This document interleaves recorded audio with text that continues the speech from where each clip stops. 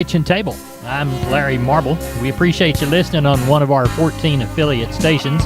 Thanks so much for doing so this 27th day of December 2022. Neighbor, it's going to be a warm day all over the state of Texas. So I tell you what, let's dispense with the ag weather forecast. Most of us are going to get some cooler temperatures come Sunday, Monday, or Tuesday of this next week. So let's go right to those commodities of ag interest, courtesy of the good folks at McCoy's Building Centers, McCoy's.com, and the people at barchart.com. March corn, 611.5, up 6. March beans, 13.65 and a quarter, up 24 and a quarter. Bean meal, 403.20 by the ton, up 270. March Kansas City hard red winter wheat down 4 at 857 and a half. March number 2 cotton up 241 at 111.53. February live cattle down 35 at 139.27. March feeders down 80 at 162.95. February lean hogs up 72.50 at 83.95. Your March U.S. dollar index up 80 at 96.03. February gold is up $1.20 at $1,812.90 by the ounce. And February West Texas Intermediate crude's up 209 at 75.87. Neighbor, there's your commodities of ag interest. Pardon me for stumbling. As close as we can get them to the noon hour. Neighbor, today's edition of Focus on Ag with Tom Nicoletti is brought to you by your local Farm Bureau Insurance Company. Tom, what's on tap? Timely rainfall helped the 2021 Texas Concho Valley cotton crop. I'm Tom Nicoletti with Focus on Agriculture from the Texas Farm Bureau Radio Network.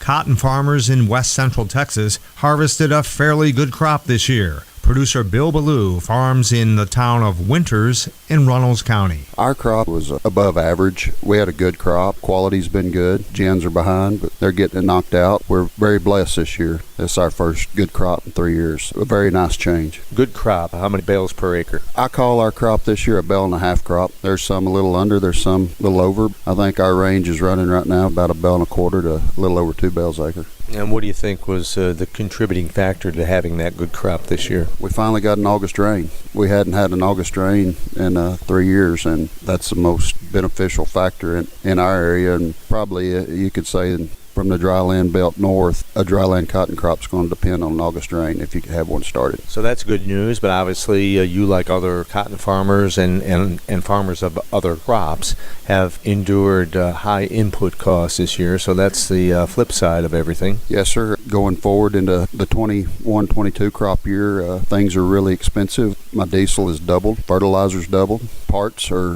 very hard to come by. We've had to drive a lot of miles to find them if you can find them. It's been a challenge, and we've got a challenge going forward on supply, being able to afford what we can put into our crop. But certainly, commodity prices, cotton prices are up for producers, so that's the bright side. If we were looking at 65-cent cotton, it would be a pretty sad day right now, but thank goodness we got this one produced and out of the field and got a great price for it. We're looking forward to 21-22. We just need Mother Nature to cooperate. That is Runnels County cotton farmer Bill Ballou. Texas Farm Bureau Insurance has protected fellow Texans with auto, home, health, and life insurance since 1952. With more than 260,000 square miles of land and 27 million people, that's a lot to cover. Whether you're wrangling cattle or wrangling kids, we're proud to protect Texans and all Texan ways of life. Visit Texas Farm Bureau Insurance today at tfbinsurance.com to get insurance for Texans by Texans. Coverage and discounts are subject to qualifications and policy terms and may vary by situation. I'm Tom Nicoletti with the Texas Farm Bureau Radio Network. Neighbor Hop Singh says he's ready to serve lunch. So while he plates up the chicken fried steak, the jalapeno gravy, Nanny's yeast rolls, and a cold cucumber salad in that frosty bowl next to your hot lunch plate, let's talk to Wayne Geiswhite. He was cooking this weekend, and it was warm, even with the warmer weather, right, Wayne? It was pretty warm. Right. We went out, we were cooking outside, and I was in a long sleeve shirt and took it all off and Yeah. had a T-shirt. So Right. It was pretty warm cooking. Right. Now, it's going to get cool after the first of the year, sounds like. What will that do to our sheep and goat and cattle markets if that happens? Well, we might not run quite as many, but they're not talking about getting really, it's going to get in the 50s and low 60s during the day, and I don't even know it's going to freeze at night, what they're saying right now. I think we'll have good runs of both. The first sale after the New Year's, everything should be good, and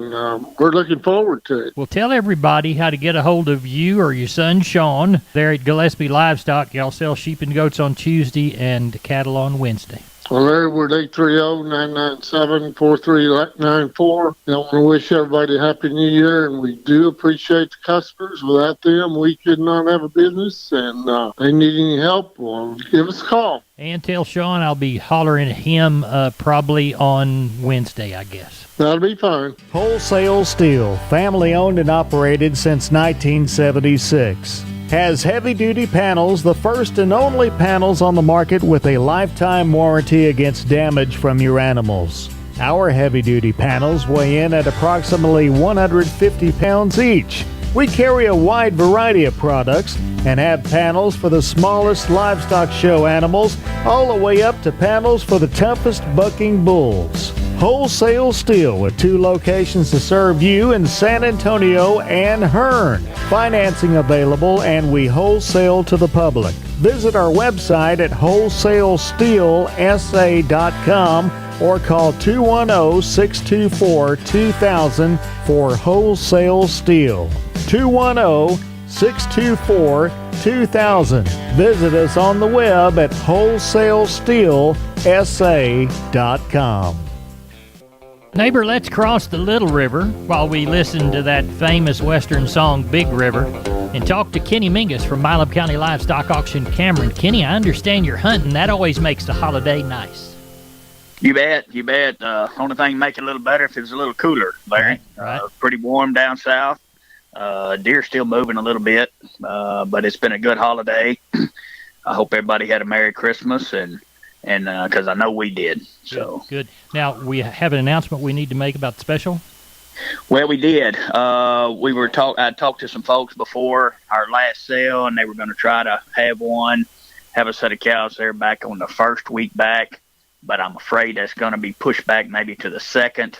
I've got to make contact with them again and see what they want to do. I'm dealing with an estate deal here. Right. So it's kind of in their hands on how they want to handle it.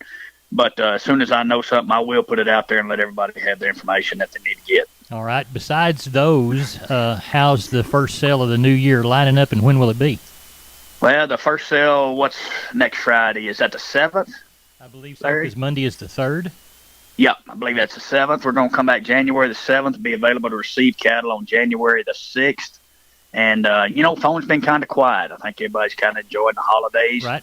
I'm sure there'll be some cattle around, some people that didn't want to sell them on the last sale, because some people are quitting and things like that. Right. So, we did get some rain before Christmas, so that'll probably hold some of them off. But, some people got more than others, so there's probably going to be some cattle out of sale. Just have to kind of wait till next week and see how everything starts shaking out. Do you think anything will get in the way of price? I don't think so. I think this thing will be pretty good. Usually, as they say, pretty much after every holiday, for the most part, this thing usually gets a little higher. Gets a little higher after Thanksgiving usually, gets a little higher after Christmas. And so I think the price kind of depends on the numbers that we run. And if we can get some more rain up through, out west and through Oklahoma and things, where we can place some more of these cattle out on wheat, I think this market has a very good chance of staying positive and staying together through the spring. All right, particularly at Milam County Livestock Auction, Cameron, Texas. Kenny Mingus and family. Tell everybody how to contact you, Kenny. You bet. Just catch us at the office Monday through Friday at 254-697-6697. Follow us on our webpage at milamcountylivestockauction.com or catch us on Facebook. Also, we will be in and out during the holidays, so if it's an emergency, just leave us a message, and we will be glad to get back with you and assist you in any way. We appreciate you, and we'll talk with you later in the week. Thank you, Larry. Have a great week. Bye-bye. Happy New Year to y'all. Happy New Year to you. Bye-bye. You bet. Neighbor, let's take a shorter look at the grains. Corpus Milo, 1228. Corpus Corn, 702.5. Houston Wheat, 923 3/4. Houston Beans, 1328.